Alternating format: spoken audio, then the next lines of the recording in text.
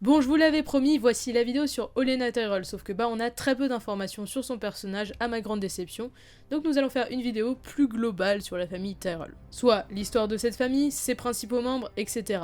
Je compte faire ça pour toutes les familles, et en particulier les familles comme les Tyrell, qui n'ont pas des personnages avec une histoire fortement détaillée à mon grand regret.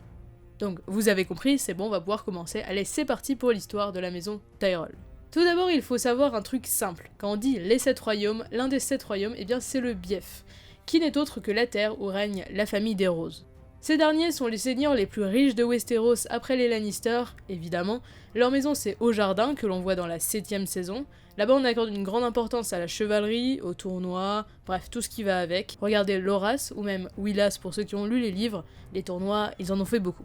L'emblème des Tyrell, c'est la rose d'or sur un fond vert, et leur devise, Growing Strong.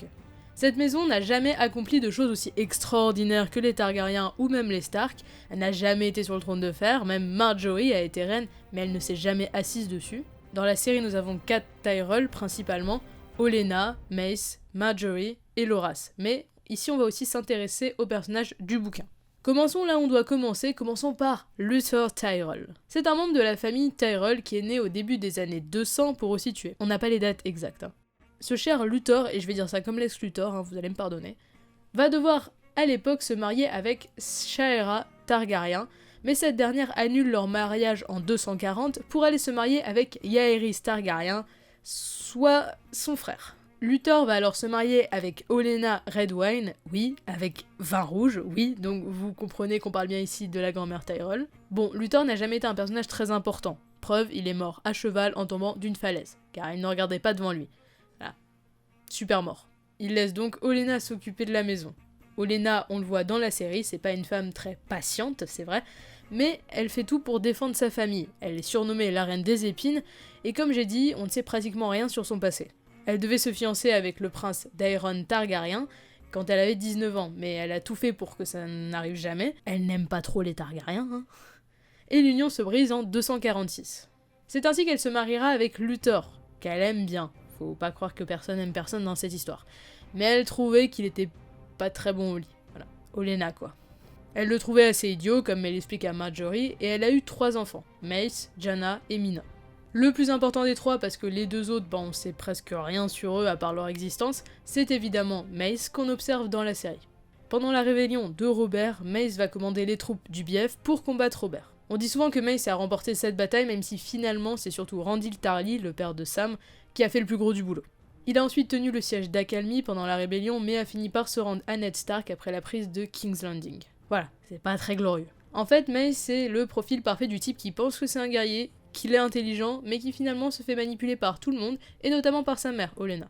La moitié des gens qui dirigent King's Landing le trouvent totalement stupide, c'est pas peu faux, mais ça reste un père qui adore ses enfants, et veut voir l'un d'entre eux sur le trône de fer, rien que ça. Ses enfants, justement, il en a 4 qu'il a eu avec Aléry Hightower, sa femme, Willas, l'aîné, Garlan, Loras et Marjorie.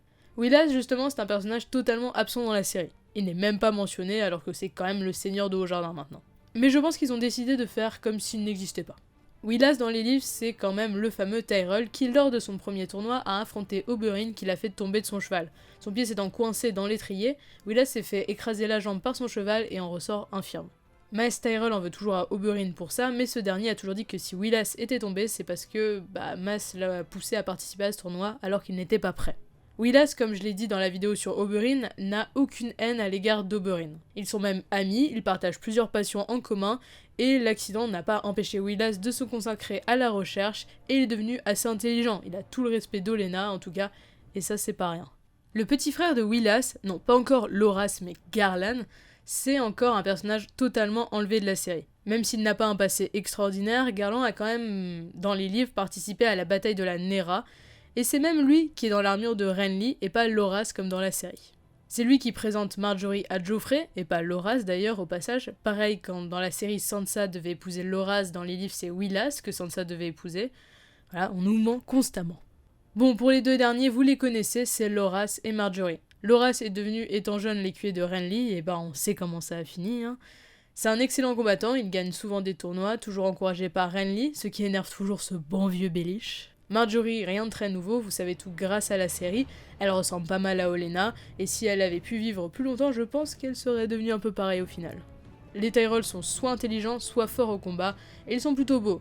Ils sont plutôt raffinés, s'habillent bien, aussi grâce à la richesse de leur maison. Dans la série, on peut dire qu'il ne reste plus aucun membre de cette famille, les 4 que nous connaissons étant morts, Marjorie, Mace et Loras lors de l'explosion du Septuaire dans l'épisode 10, saison 6, et Olenna lors de l'attaque des Lannister sur Haut-Jardin, épisode 4, saison 7.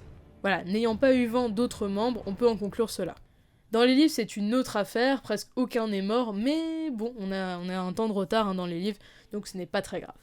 Voilà, c'est donc la fin de cette vidéo, merci de l'avoir regardée, elle était simple, mais bon, j'apprécie beaucoup la famille Tyrell, comme pas mal de personnes. Alors faire un petit récap est assez sympathique, particulièrement pour les non-lecteurs. Bon, pour le prochain Before, on va faire un personnage seul cette fois, comme avant. Je me tâte encore sur le choix, vous pouvez toujours me proposer en commentaire, on sait jamais si ça m'inspire. Voilà, je sais qu'il y a beaucoup de gens qui me disent Roose Bolton, mais Roose Bolton comme Olenna, il n'y a pas grand chose à dire sur lui. Voilà. Enfin, je vous donne rendez-vous la semaine prochaine, d'ici là, portez-vous bien. Allez, encore une fois, merci d'avoir regardé la vidéo, n'hésitez pas à vous abonner si ça vous a plu. Moi, je vous dis à la prochaine en tout cas, bye tout le monde.